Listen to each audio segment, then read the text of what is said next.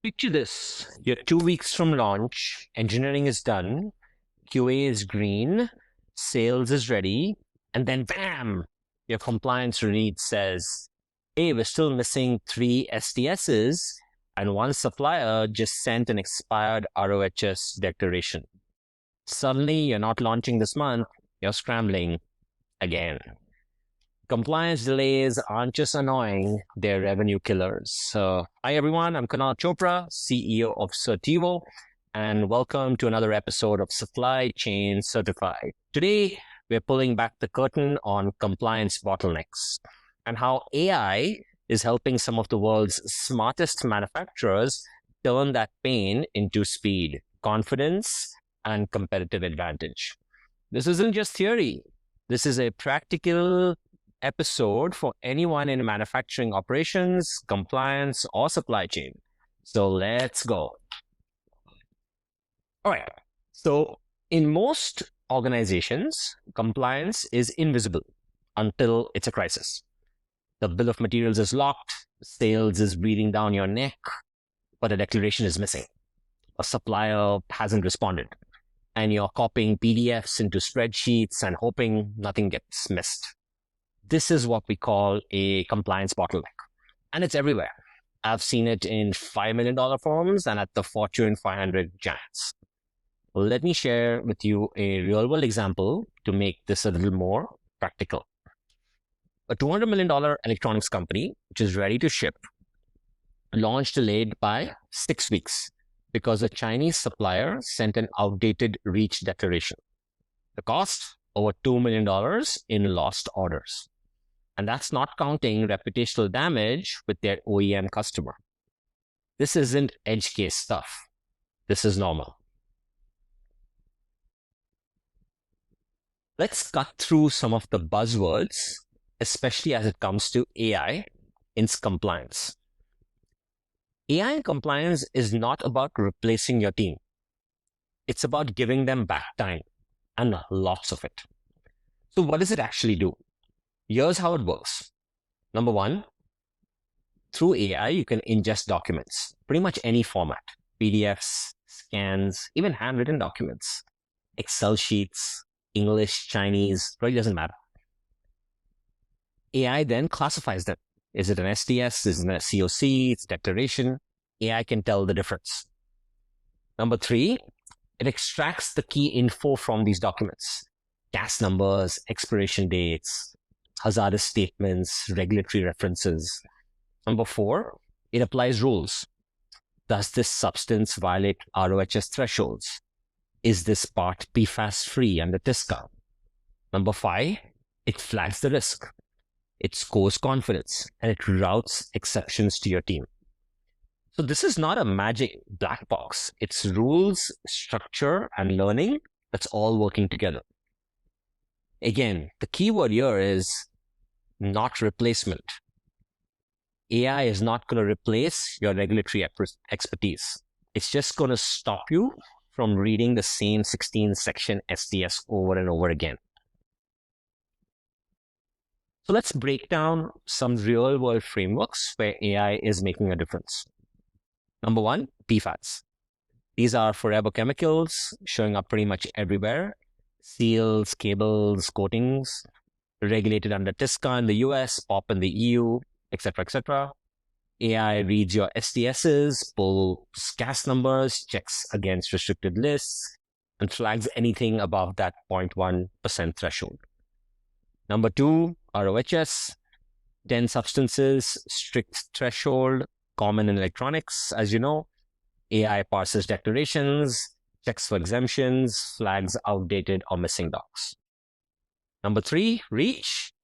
You've got SVHCs and your annexures to think about, and the candidate list changes twice a year.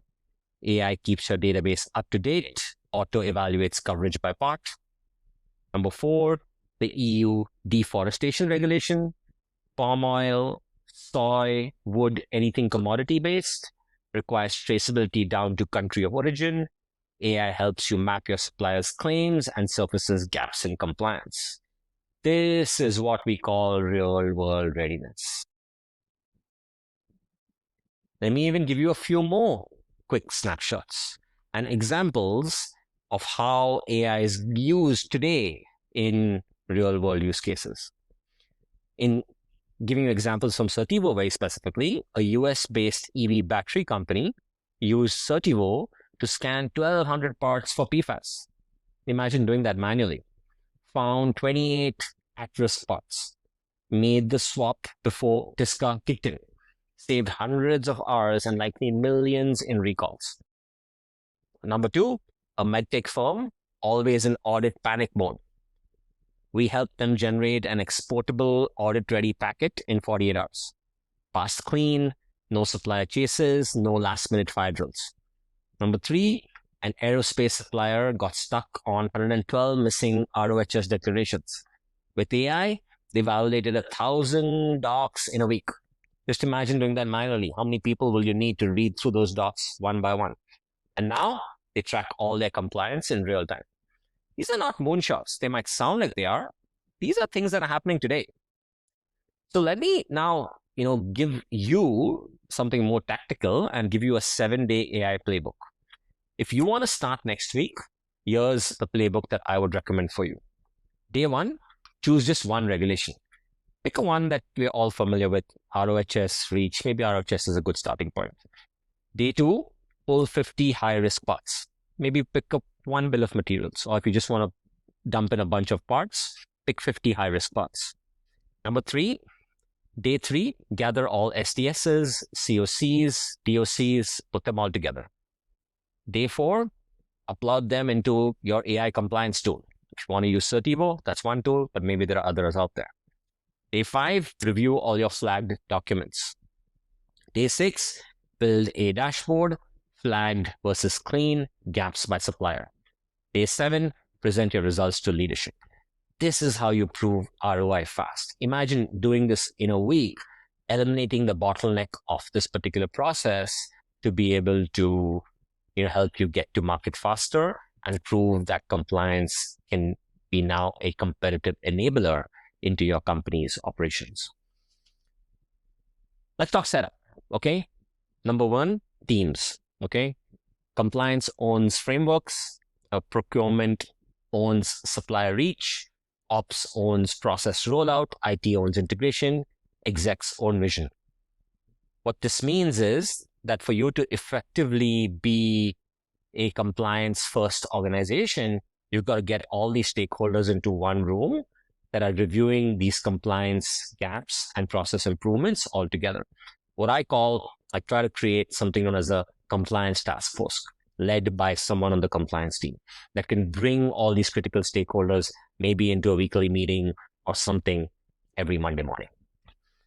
Tools, you obviously need your AI documentation engine that can read through docs, parse it, analyze it. You need a rule engine to understand all the different rules of the different frameworks. You need an exception queue, tells you all the exceptions.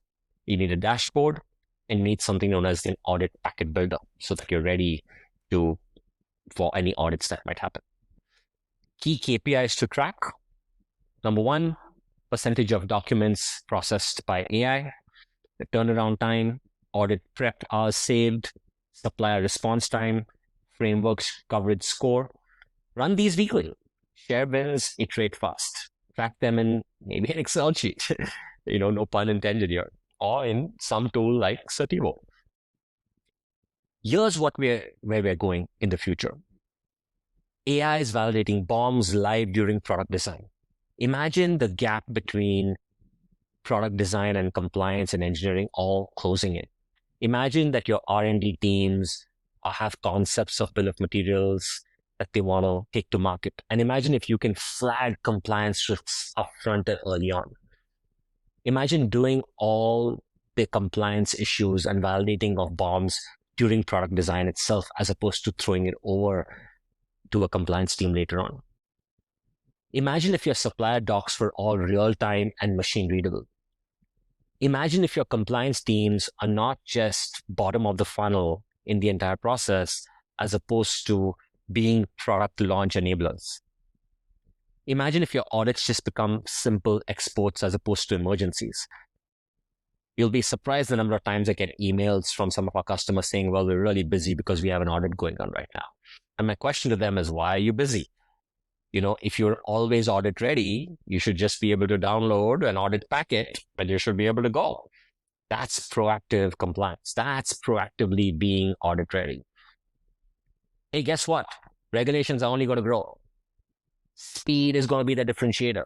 Trust will be the brand. You can't wait to be perfect. You need to start now. And in my opinion, this is the future of compliance. Faster, smarter, strategic. Look, if this episode resonated, I know it was short, share it with someone in your team. Subscribe to this podcast to get more practical, real-world supply chain content. And good, if you want any checklists or pilot templates, head over to Certivo.com or send me an email at kunal@certivo.com. Look, thanks for listening. Stay smart, stay prepared, stay always compliant. This is Supply Chain Certified. Thank you.